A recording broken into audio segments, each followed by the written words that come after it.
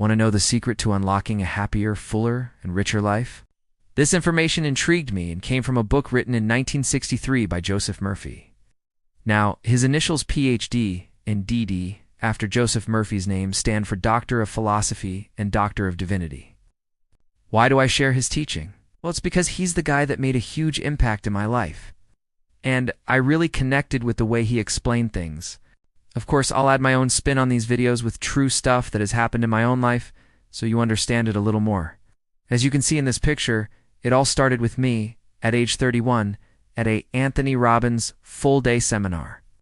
And the beginning of this journey eventually brought me to Joseph Murphy's book. Although Tony did an incredible job at opening my eyes and how to change my mindset. Like this quote from Tony made a huge, massive difference in my day-to-day plans. Never spend more than 10% of your time on the problem, and always spend at least 90% of your time on the solution. Joseph Murphy is who I resonated most with. He taught me the law of attraction, universal law, belief, religion, spirituality, and the miracle-working powers of your subconscious mind. Now, this comment might ruffle a few feathers here. Though after reading his book, I stopped waiting for Jesus to come back to save the world. I believe that's a huge misconception. You'll probably agree with me as you follow this series. That was a huge game changer for me. Stick with me, because what I'm about to share could be the turning point you've been waiting for. Over 40 years ago, Joseph Murphy faced a serious health crisis. The doctors called it a sarcoma, but he tapped into something incredibly powerful, force that lies within each and every one of us, the power of the subconscious mind. This is the same intelligence that created my body, that keeps my heart beating and my lungs breathing without me even thinking about it. And he realized a profound truth. If this power could create me, it could also heal me. That made so much sense. That's why I am so passionate about healing the body, mind, and spirits. As the old saying goes, the doctor dresses the wound, and God heals it. And that's exactly what happened. His personal healing was the most powerful proof he had of this miracle-working power. Now you might be thinking, what does this have to do with me? Well, everything. Wonders happen when you pray effectively. And what is effective prayer? It's not just wishing or hoping, as hoping for me anyways, is not a tangible goal when you think about it. Scientific prayer is the harmonious interaction between your conscious and subconscious mind directed toward a specific goal. Think about this for 1 minute. I hope it comes true. I hope I win the prize. I hope I heal my cancer. Hope means a feeling of expectation and desire for a certain thing to happen. For me, it was not action-based. Hoping could mean it will never come.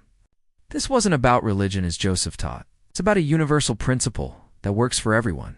Again, have you never questioned why wars and poverty and sickness is constantly part of this world? Has it not crossed your mind that Jesus might not be coming, and it is really up to us to do something about it? I certainly did. Think about it. We all pray, especially in times of trouble. How often have you prayed and nothing has happened, especially the wars and so much poverty? You see it in the news every day. Prayers for a sick child, for miners trapped underground, for peace, it's endless. An airplane pilot prays as they make an emergency landing. Prayer is an ever-present help in time of crisis, especially. I pray for my abundance all the time, health, wealth, that I have a home, hot water, the air I breathe, the food I eat, and so much more. I never stop being grateful. But you don't have to wait for trouble to make prayer a constructive part of your life. Keep watching. We'll talk about a lot of things that probably never crossed your mind before. The real magic happens when you integrate it into your daily routine, not just in troubled times. The problem many people face is they don't know how to pray effectively. I know that was me for decades and decades. They get frustrated saying, I've prayed and prayed, but I get no answer. Or worse, they get the opposite of what they asked for. Right? We've all been there. Why does this happen? The answer lies in understanding your subconscious mind. Again, the real game changer for me. It's not what you believe in that matters most. It's the belief itself. Read it again. It's important. It's the belief itself.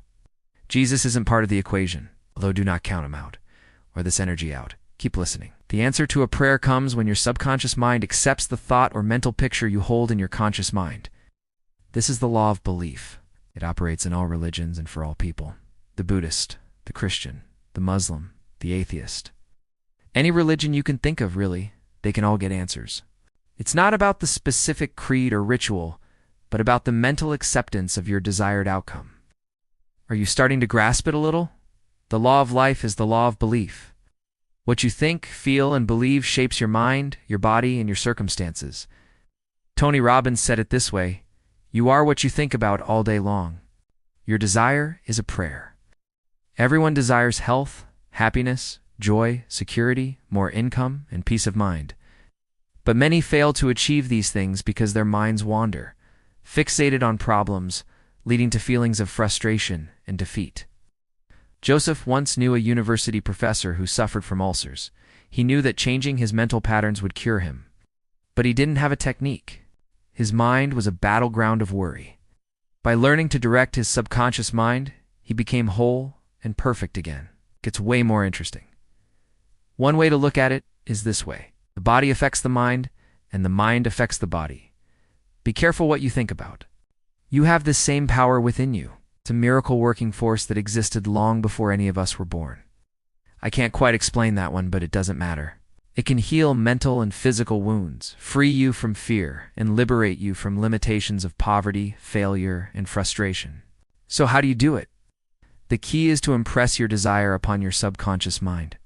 You need simple, usable techniques that you can apply in your everyday life. This isn't complicated theory. It's a down-to-earth, practical approach. When I personally started doing what Joseph Murphy taught me, incredible things happened to me. I found my soulmate, an apartment, then a house, then a car, and became a bestseller. Wrote a second book. I produced a documentary with a healer called At the Heart of Healing. Go to YouTube and you'll find it. It's about learning to scientifically tap into the infinite storehouse of power within you. Are you getting excited about how to do this? Here's a quote, Romans 12:1 and 2. If you will transform your thinking, God will transform your life. Right, like Tony said, you are what you think about all day long. Or this way, our words build our burdens, our responsibilities, our cares, our fortunes or misfortunes, our healing and so forth. The word here relates to thoughts. All you have to do is unite mentally and emotionally with the good you wish to experience. Create a clear mental picture of your desire fulfilled. Feel the reality of it.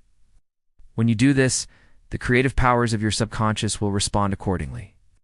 It has no choice but to bring your mental blueprint into physical reality. It's not about more and more information all the time, as information is gathered on one part of the brain called your conscious mind.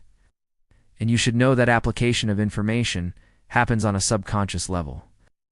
Application actually controls about 96% of our perceptions and behaviors. So you could read articles all you want and still wonder why you might not have any results yet. Why do most of us wait for a crisis? Why not start today, the present moment, to take action? Keep watching and you will learn why and the how-to method to a more prosperous life. Start using this miracle-working power to smooth your way in daily affairs, solve business problems, and bring harmony to your family relationships. Sports, strength, healing your body is my favorite writing skills inventor. The list never stops, really, as your imagination is the creator. This isn't just about wishful thinking. It's about a powerful scientific process. It's been suppressed for a long, long time by media and false teachings. Schools should have taught us this stuff from day one, did they? Have you ever questioned why not? How about teaching us how to invest money? Buy a house, mortgages? I started to question so much of what my school never taught me. So I turned to people who had the real knowledge. Now I'm passing it on. Okay, let's move on. You have a partner in your head, and it's called the subconscious mind, ready and waiting to help you achieve your heart's desire. Call it a memory bank, if you will, where you store everything. I absolutely love this story by Dr. Wayne Dyer. He says, "A woman asked me one day, 'What are the blocks to my happiness, Dr. Dyer?' He then replies, 'It's having the belief that you think you have blocks, you see.' That's when I started to understand what the hell I was really thinking about all day long. Prove to yourself the amazing way it can help you. One must apply for it to work. Unite with the good you wish to embody and watch as wonders happen in your life. It is transformative. Keep going, keep believing, until the day breaks and the shadows flee away. Repetition is the mother of skill. Repeat something often enough, you are bound to get better and better at it. Keep listening, as the next chapters will be a fascinating one. How your own mind works. Here's a breakdown of what's coming. Conscious and subconscious terms differentiated. Experiments by psychologists. The terms objective and subjective mind clarified. The subconscious cannot reason like your conscious mind. The tremendous power of suggestion. Different reactions to the same suggestion. How he lost his arm. How autosuggestion banishes fear. How she restored her memory. How he overcame a nasty temper. The constructive and destructive power of suggestion.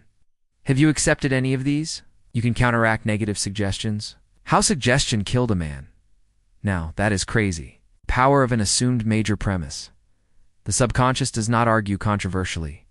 Now, my friends, I'm really looking forward to sharing Chapter 2 in the next video. This will be an extremely important video. See you soon, and thanks for watching. If this resonated with you, please like, share, and subscribe for more ways to unlock your true potential.